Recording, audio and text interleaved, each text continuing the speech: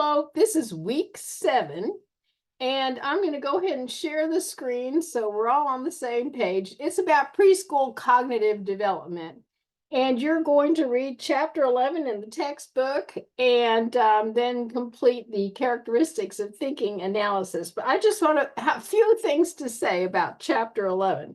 As you're going through it, the characteristics of pre-operational thought, which is the level of development that you see in the pre-K age children, perception-based thinking is everything. If it looks like something, it makes it real. For instance, if they have 10 pieces of candy and you spread them out for one child and you clump them together for another child, they will insist that there's more candy in the spread out section, even though they each have 10 pieces. It's definitely perception-based thinking. They can't reason it out by logic. They have unidimensional thought, which means that they can only sort by one characteristic.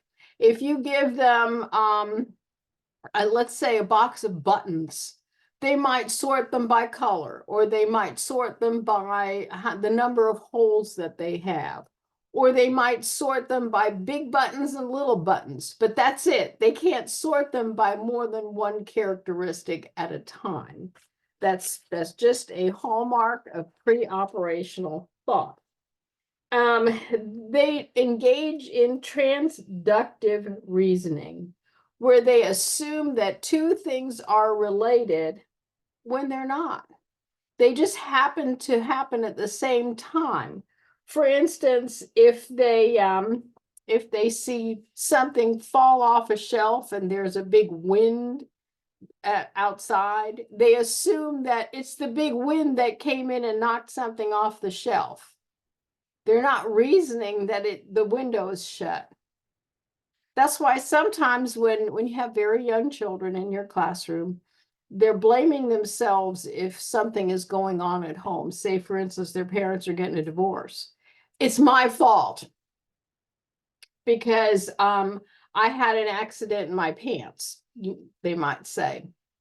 Well, just because the accident in their pants happened at the same time that their parents were screaming at each other and decided to get divorced doesn't mean that it's their fault. That's transductive reasoning. Things happen at the same time. They're unrelated to each other. They're very egocentric. The whole world revolves around them. And it's definitely up to you as their teacher to help them to decenter and become empathetic to the others that are around them. Symbolic thought comes in the late preschool years, and that's where they're able to use symbols rather than just real objects for things. And that's when writing begins, because writing is obviously a series of symbols. And let's go back here. They also aren't able to reverse. They have no reversibility.